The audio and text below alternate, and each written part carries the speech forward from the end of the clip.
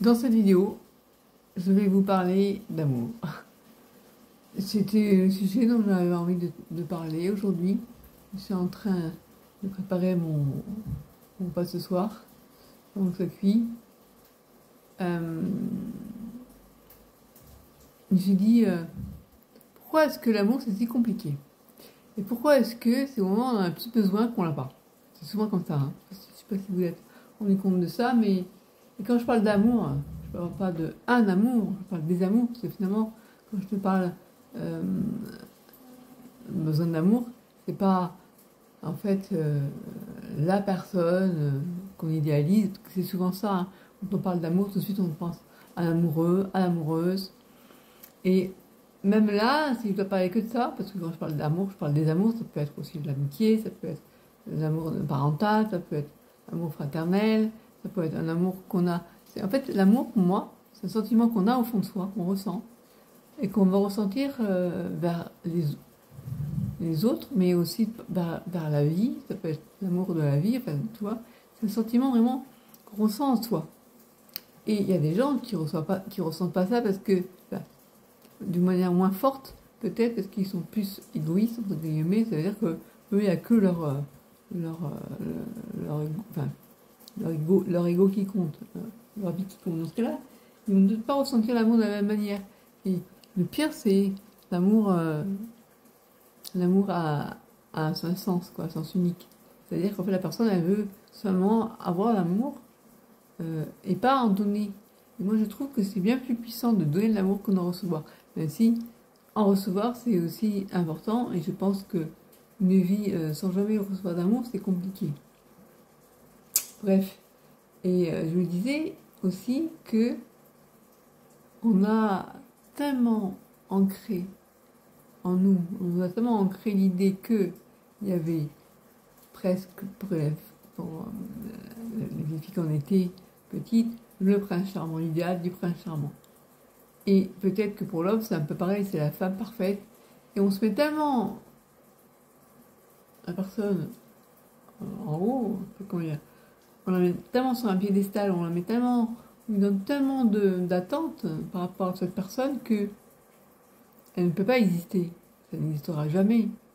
Je veux dire, il n'y a personne de parfait et le meilleur moment où on se dit qu'on est vraiment amoureux ou amoureuse de la personne, c'est quand c'est des défauts, on en fait des qualités en fait. On se rend plus compte que c'est des défauts pour nous. C'est ce qui fait qu'elle est unie, cette personne en fait. Vous voyez? Ça peut être aussi bien des défauts physiques que des défauts autres. Bref. Et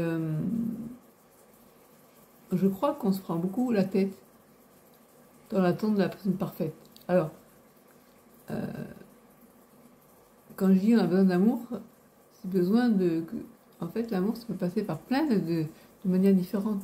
Ça peut être la personne qui te apporte de l'attention, qui est attentive, voilà, qui t'écoute, c'est vraiment important. Et on n'a pas forcément besoin de... Comment je pourrais dire ça? On a tort d'être trop exigeant finalement. Je vais retourner ma viande, je reviens. Je vais fermer les volets. On va attendre que ça ferme, voilà. La dernière fois que j'ai vu ma belle-sœur, j'ai parlé de ça avec elle. Et elle me disait, t'as tort, essaie de penser que c'est parce que t'es handicapé, qui te rend, en fait, cette invalidité te rend en perte d'autonomie et t'isole, t'as isolé avec le temps. Eh bien, ne pense pas que parce qu'on est actif, on est dans la vie, on a des relations sociales, on voit du monde, plus de monde que toi. Bon, moi je lui disais, si je voyais plus de monde, ça faciliterait les rencontres. Alors, bien sûr que je pense que j'ai raison, mais elle me disait aussi, méfie-toi parce qu'il y a beaucoup de gens qui travaillent, qui ont une vie active, qui ont des amis, mais qui ne trouvent pas l'amour, qui galèrent. Et toute leur vie, ils vont passer à côté. Alors oui, d'accord. Mais quand même, j'aurais plus de chance si j'avais pas tous ces problèmes digestifs, ces problèmes de motricité, de rencontrer des gens avec qui je m'entends bien. Et du coup, je me disais, pourquoi est-ce que les couples se forment, puis se brisent. Donc, je me posais la question par rapport à mon cas personnel.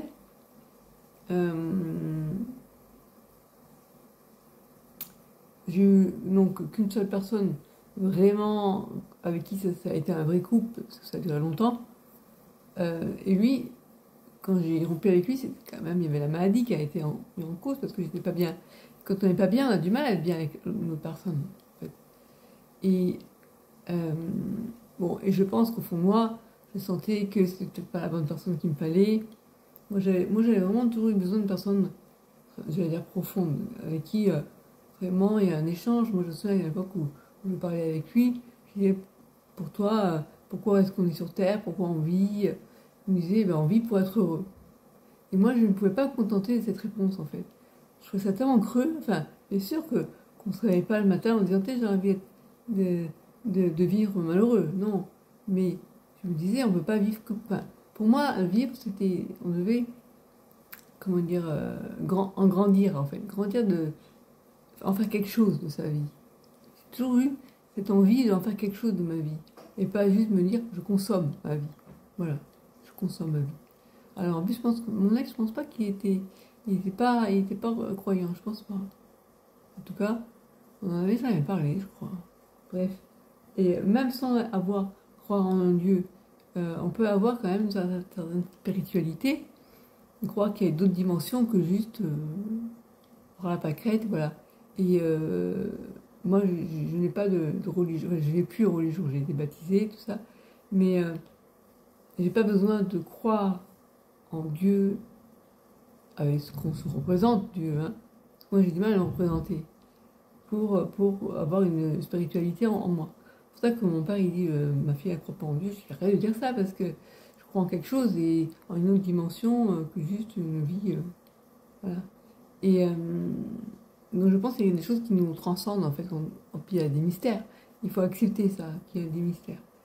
Et j'ai pas envie non plus de penser qu'on est juste qu'on vit, puis après ça disparaît, et puis un jour peut-être qu'il y aura un grand Big Bang et que la Terre va disparaître, toute vie va disparaître. En tout cas, ce qui est sûr, c'est que la vie en elle-même, même si il y a des moments difficiles, il y a des beautés dans la vie, il y a des choses vraiment magnifiques. Moi, je retrouve ce plaisir de vivre quand je peins mes aquarelles, quand j'arrive à faire des choses que je trouve belles. Belles, ça ne veut pas dire que c'est subjectif tout ça, mais en fait, quand j'arrive à... Je suis très attirée par tout ce qui est ciel, nuages, en fait, je disais, ce que d'autres peuvent visiter, moi, ces grands espaces, je ne les visite pas, mais je les peins.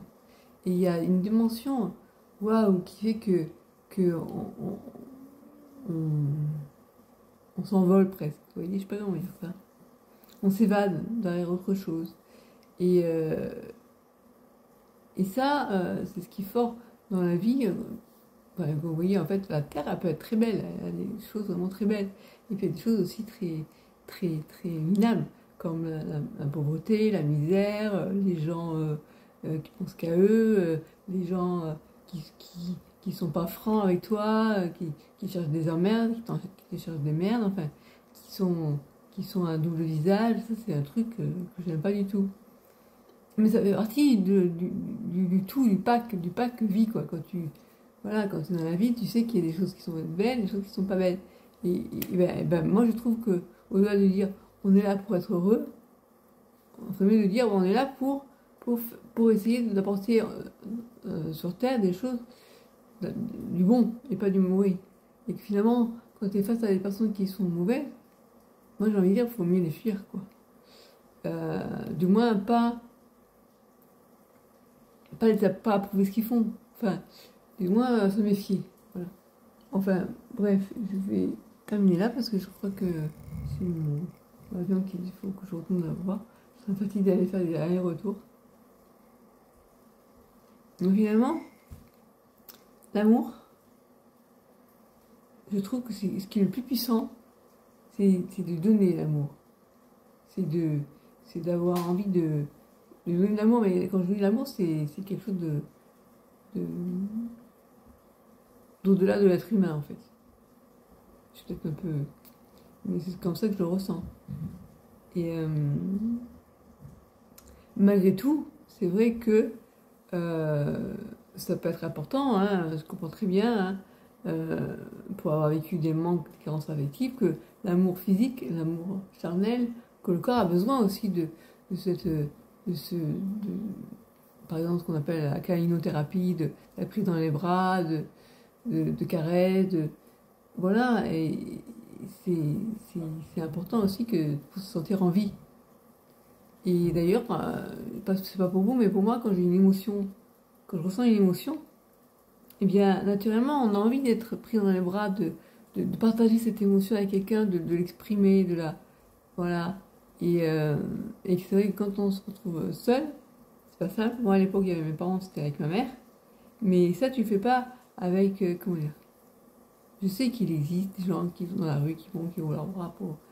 Mais c'est bien, et en même temps, c'est pas forcément la même chose pour quelqu'un de te prendre dans les bras, ça fait plaisir, que quelqu'un avec que tu connais et en qui tu éprouves de l'affection, quoi. Tu vois, je reprends.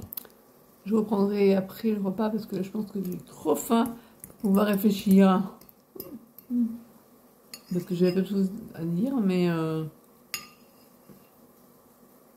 là, il faut que je me restaure.